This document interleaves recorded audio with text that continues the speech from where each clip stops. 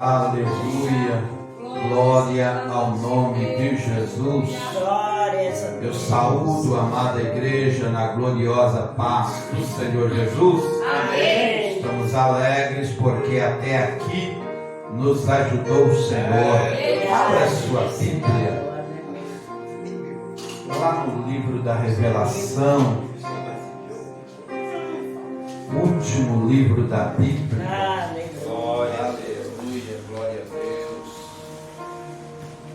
Maravilhoso é o Senhor. Grande, glorioso e verdadeiro Deus. Aleluia. Apocalipse, livro do Apocalipse, ou livro da Revelação. Glória a Deus. Capítulo 3. Glória ao nome de Jesus para sempre. Capítulo 3 do Apocalipse. Aleluia. Glória a Deus. Glória a Deus. Glórias a Deus. Capítulo 3, versículo de número 14. Apocalipse 3 e 14, que diz assim a seguir: Aleluia. Ao anjo da igreja em Laodiceia escreve: assim declara o Amém, a testemunha fiel e verdadeira, o soberano da criação de Deus. Conheço as tuas obras, sei que não és frio nem quente, antes fosses frio ou quente. E por este motivo, porque és morno, não és frio nem quente, estou a ponto de vomitar-te da minha boca. E ainda dizes: estou rico, conquistei muitas riquezas e não preciso de mais nada. Contudo, não reconheces que és miserável, digno de compaixão, pobre, cego e que está nu. Portanto, ofereço-te este conselho: adquire de mim ouro refinado no fogo, a fim de que te enriqueças, roupas brancas, para que possas cobrir tua vergonhosa nudez, e compra o melhor colírio, para que ao ungir os teus olhos possas enxergar claramente. Eu repreendo e corrijo a todos quantos amo. Sê, pois, diligente e arrepende-te. Eis que estou à porta e bato. Se alguém ouvir a minha voz e abrir a porta, entrarei em sua casa e cearei com ele e ele comigo. Aleluia. Ao vencedor, eu lhe concederei que se assente comigo no meu trono, assim como eu venci e me assentei com meu Pai no seu trono. Aquele que tem ouvidos, compreenda o que o Espírito revela às igrejas. Tome o seu assento, glorificando e exaltando o nome de Jesus. Aleluia, aleluia. Louvado o nome do Aleluia. Alguém poderia pensar: agora o pastor está com o cajado na mão, vai bater na igreja sem dó. Mas na DPD não é assim. Nós aprendemos com o nosso pastor presidente, não é? A não surrar a igreja. Por quê? Eu aprendi que a igreja não é minha, não é do pastor presidente, não é do pregador, não é da pastora, da pregadora, não. A igreja é do Senhor Jesus. Amém? Então, e o Senhor Jesus não tem o intuito de surrar a sua noiva, não é? Ele ensina, ele instrui, ele orienta. Então, esta carta à igreja, a uma das 7 igrejas da Ásia, nós lemos e vamos comentar, vamos pregar sobre ela para tirar lições, aprender com os erros dos irmãos lá da igreja de Laodiceia e não cometer os mesmos erros, mas aprender com eles. É melhor ver alguém errar e nós aprendermos para não errarmos do que errarmos a mesma coisa, não é? Então, tem uma irmã que ela diz, uma historiadora,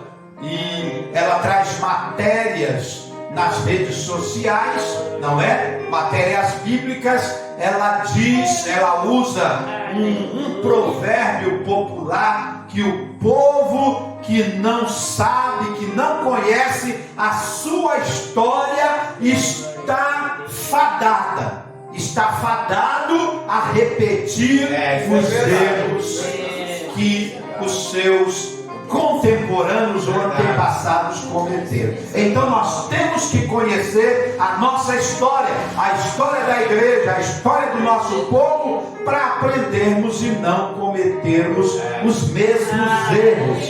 Aleluia. Então nos capítulos 2 e 3 do livro de Apocalipse estão registradas as 7 cartas às 7 igrejas localizadas lá na Ásia Menor. As cartas foram enviadas ao anjo da igreja, ou ao pastor, ao obreiro responsável por cada igreja. Foram elas Éfeso, Esmirna, Pérgamo, Tiatira, Sardes, Filadélfia e por fim Laodiceia. As 2 igrejas que mais se sobrepuseram, mais chamaram a atenção, foram as 2 últimas na sua ordem cronológica: Filadélfia e Laodiceia. Filadélfia deixou-nos um exemplo a seguir, e Laodiceia deixou um exemplo a não seguir. Aleluia, louvado e exaltado é o nome de Jesus.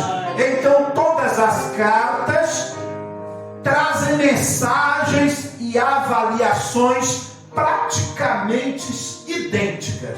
Então o Senhor Jesus queria trazer uma instrução a cada igreja, mas nós já sabemos que os historiadores contam que as igrejas trocaram de cartas, para quando o pastor lia a sua carta na sua cidade, ele se comunicava com outro pastor de outra cidade que também havia recebido uma carta do apóstolo João, escrita por João, mas ditada pelo próprio Senhor Jesus.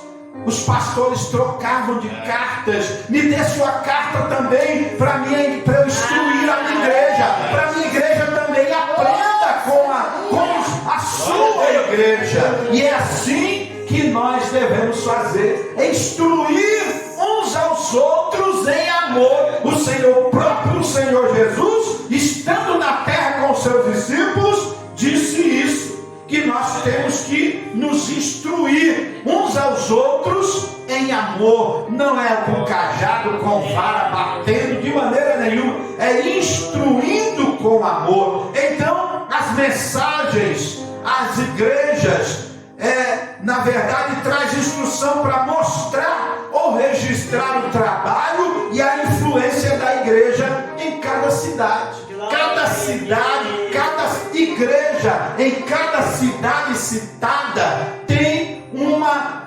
especificação própria. Aleluia! Então, cada lugar tinha algo, uma lição que o Senhor Jesus tirava da própria cidade, do próprio povo, para instruir a sua igreja e mostrar o erro que cada uma estava cometendo para voltar e receber o perdão. Aleluia! É glorioso, igreja do Senhor, aprendermos também. As mensagens servem para avaliar a condição espiritual de cada igreja das cidades da Ásia Menor. Também traz um apelo, um chamamento ao arrependimento, a não ser as cidades de Esmirna e Filadélfia, que Jesus não mandou eles se arrependerem, porque eles estavam seguindo o que o Senhor Jesus instruiu. Aleluia! Louvado seja Deus! Também apresenta promessas aos que forem fiéis e vencedores. Aleluia! Glorioso é que o Senhor Jesus diz que Ele quer que nós sentemos com Ele no seu trono, assim como Ele venceu e está sentado no trono com o Pai.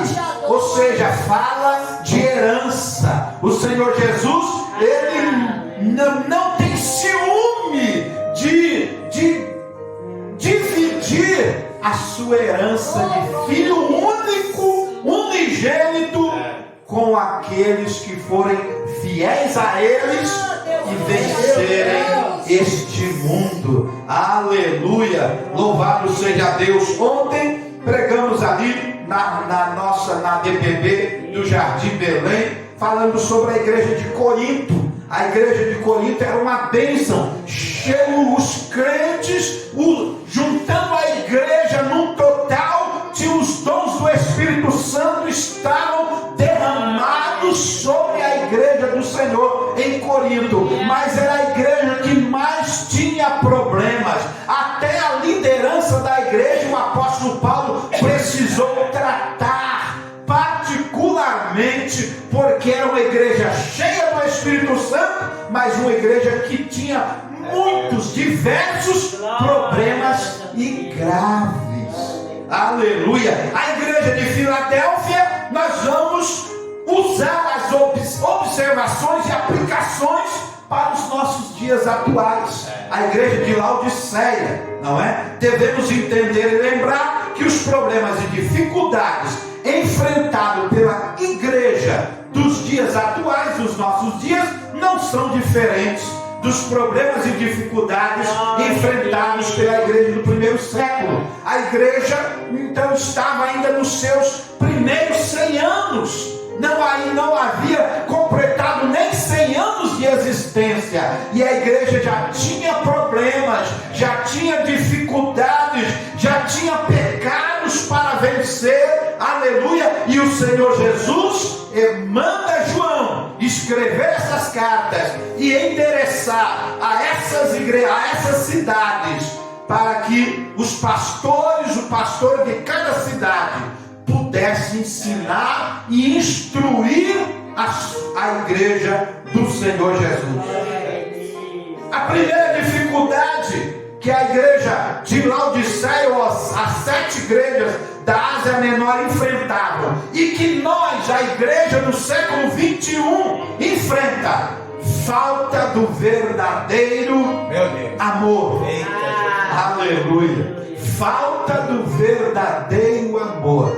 O Senhor Jesus falou que faltava, que eles precisavam, os crentes precisavam voltar ao primeiro amor. Aleluia!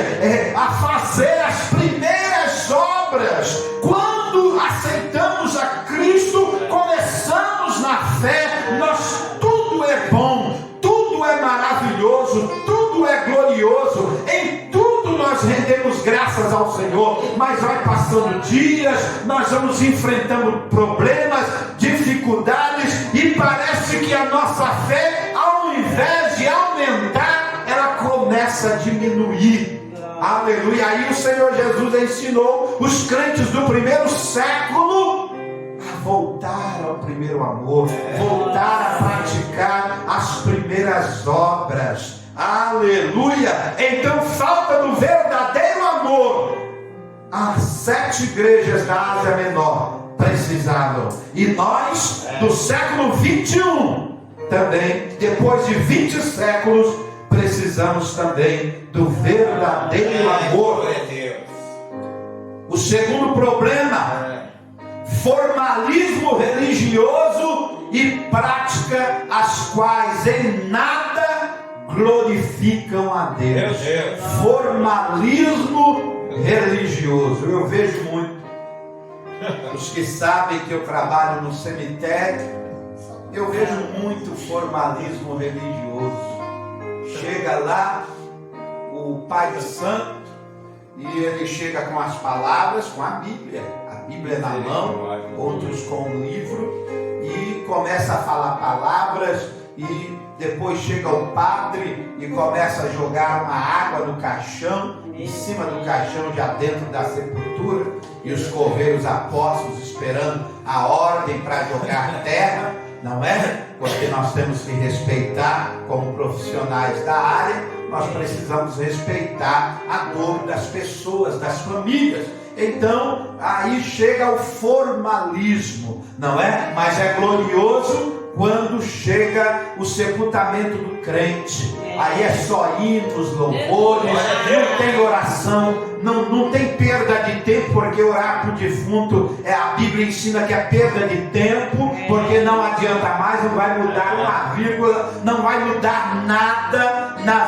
na morte ou daquela pessoa que já está no caixão. Então não adianta orar por ela. Aí os crentes oram pelos entes queridos, pelos irmãos, familiares que estão ali chorando a falta, a perda do ente querido, do parente amado. Aleluia! Mas o formalismo religioso é terrível. É terrível. As pessoas, aí depois de jogar-nos terra, aí as pessoas vão lá, acendem uma vela, ou outras pegam uma vela, aquela fininha é pouco, pegam uma vela que dá uma grossura, uma espessura mais grossa do que o microfone, e ali acendem e começa a queimar, perdendo tempo, não é? Porque para o defunto, para quem já morreu, não muda nada. Tem que mudar enquanto temos fôlego de vida. E depois do formalismo religioso que nós vivemos e vemos hoje em dia, não vivemos porque não podemos viver formalismo religioso, mas nós vemos pessoas viverem assim. Depois disso, tem o mundanismo que está querendo entrar em algumas igrejas, em algumas já tem até entrado. O mundanismo. O que é mundanismo? São práticas mundanas que os crentes olham e falam: não, isso não tem problema, não é nada disso, não tem problema, não, isso não é nada. E o Senhor Jesus ensinava a igreja do primeiro século e traz esse ensino, essa instrução para a igreja depois de 20 séculos à frente, no século 21. E depois tem heresia, falsas doutrinas, obreiros sem compromisso com a palavra de Deus. Olha aí, muitos querem ganhar sustento da igreja, muitos querem ganhar fama dentro da igreja, mas não tem mais compromisso com o dono da igreja. Aí estão perdidos por aí afora, porque perderam o compromisso com a obra de Deus. Lá no primeiro século já existiam esses, e infelizmente depois de 20 séculos ainda tem esses. Mas para nos alegrar, nós temos ainda um remanescente fiel, uma igreja missionária que serve e adora a Deus de verdade e é fiel em tudo. Aleluia, glória a Deus. Então Jesus achou no primeiro século uma igreja com crentes fiéis, remanescentes, verdadeiros e fiéis em tudo.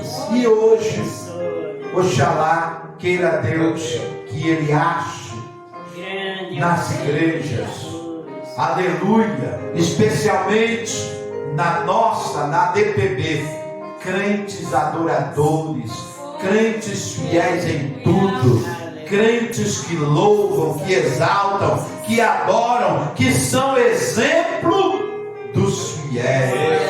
Aleluia. Glória a Deus. Aleluia, glória a Deus. Aleluia. Mas infelizmente ainda achamos nas igrejas do século 21 completa frieza espiritual e autossuficiência humana. É a igreja intelectualizada e financeiramente rica. Aleluia. Louvado seja Deus. Por isso que nós vamos falar, comentar sobre a igreja de Laodiceia. E o que era Laodiceia? Laodiceia era a cidade mais rica da Frígia.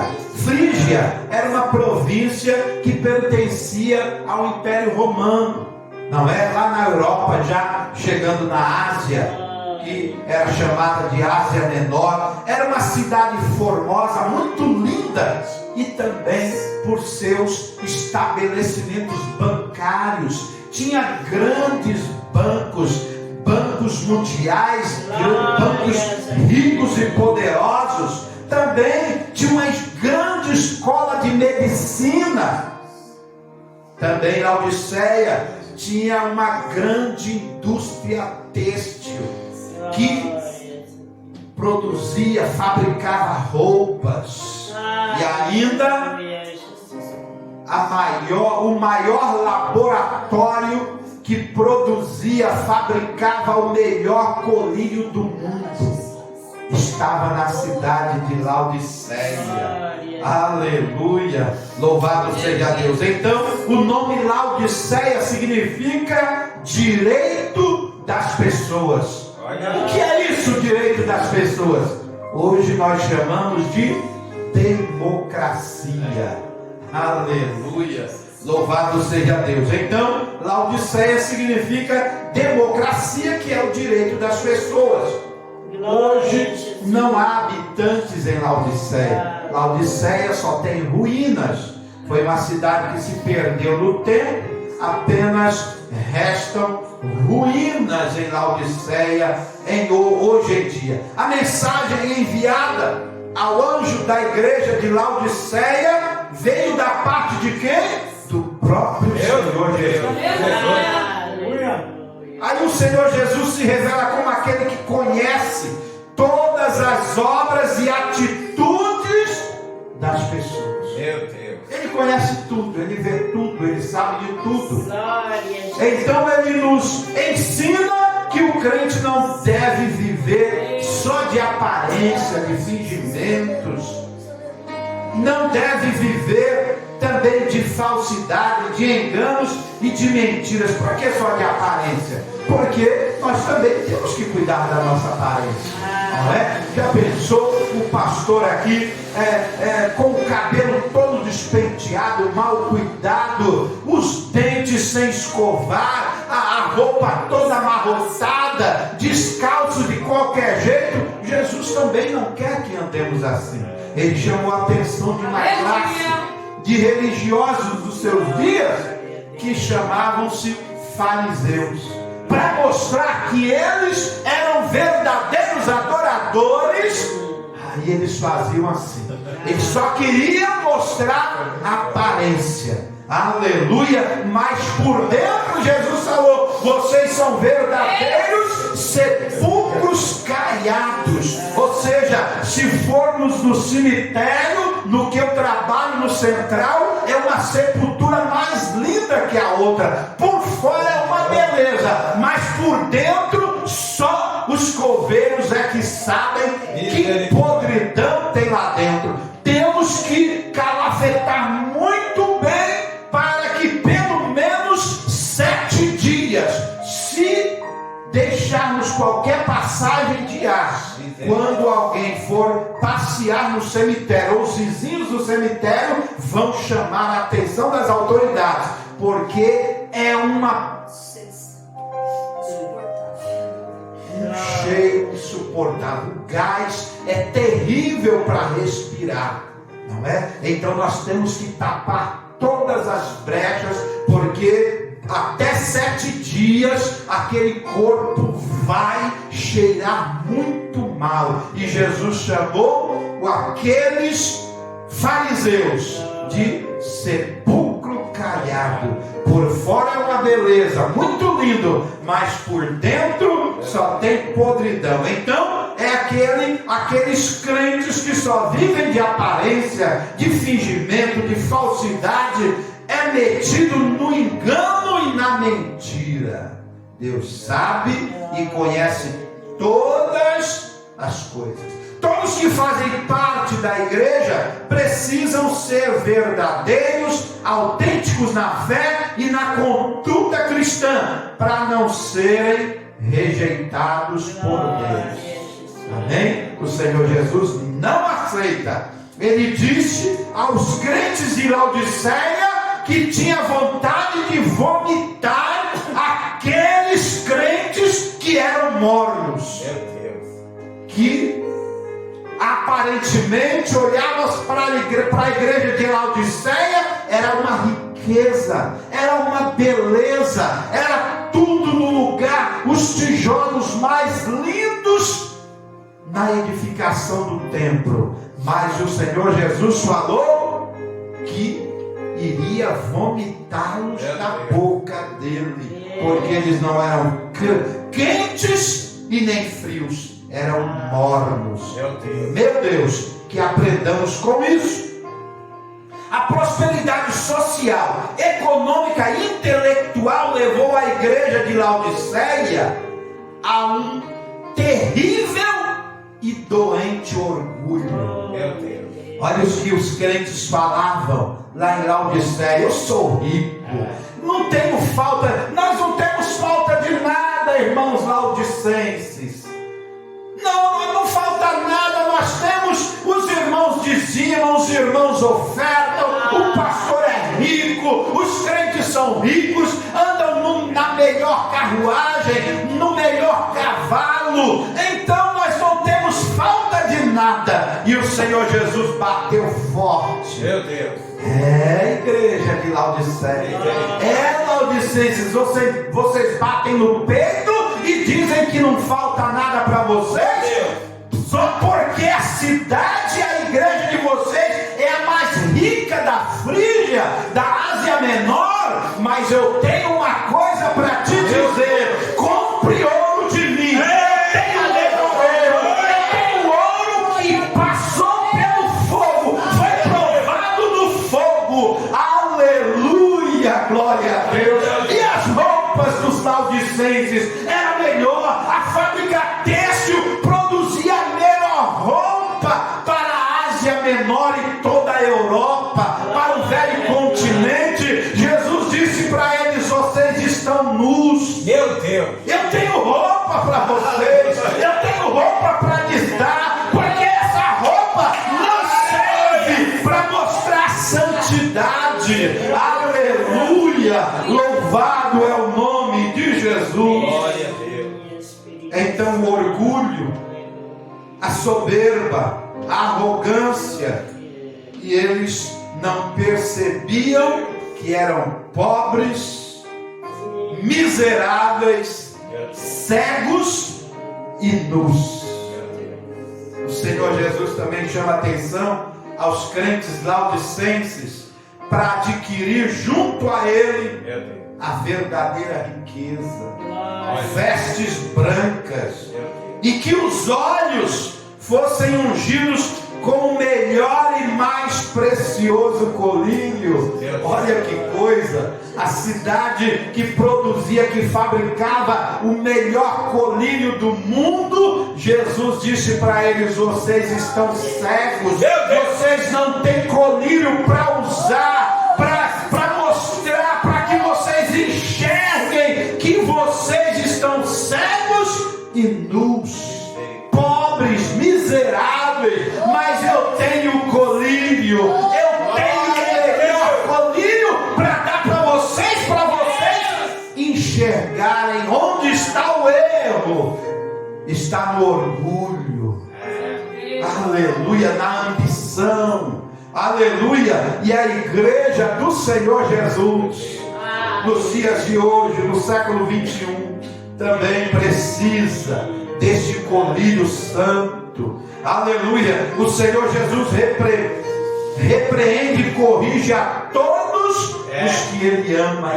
Interessante que depois do chicote, o Senhor Jesus fala para, olha, irmãos laodicenses, eu não estou corrigindo vocês porque eu os odeio, não. É o contrário, eu estou corrigindo porque eu os amo.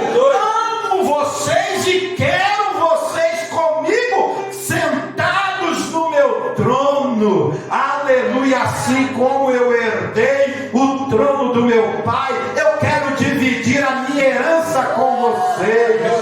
Aleluia. Então a instrução do mestre de Belém não é para matar crente, não é para surrar crente, é para trazer conhecimento, para chamarmos a realidade de Deus, para que nós nos corrijamos e aprendemos com o mestre de Belém.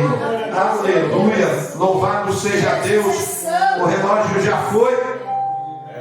Agora, para a igreja em Filadélfia, é dada a oportunidade de ouvirem a voz de Deus e receberem em seu coração o Senhor Jesus e a sua palavra. Aleluia. A igreja, os irmãos de Filadélfia eram crentes verdadeiros, eram crentes santos, eram crentes que viviam uma fé verdadeira no Senhor Jesus. Mas os irmãos laodicenses, o Senhor Jesus, o dono da igreja, puxou-lhes a orelha e disse: é feito aos vencedores e fiéis a promessa de assentar-se com o Senhor no trono da glória por toda a eternidade. Aleluia. Igreja do Senhor, que tomemos esta lição dos crentes irmãos laodicenses e trazemos para os nossos dias, porque nós precisamos a cada dia mais nos aproximarmos do Senhor Jesus, nos santificarmos, porque os dias são maus e a volta do Senhor Jesus está mais perto do que podemos imaginar. Amém? Que Deus nos abençoe e nos guarde. Muito obrigado pela oportunidade de falar do amor de Deus e que você e eu aprendamos com os laodicenses. O melhor colírio, quem tem é o Senhor.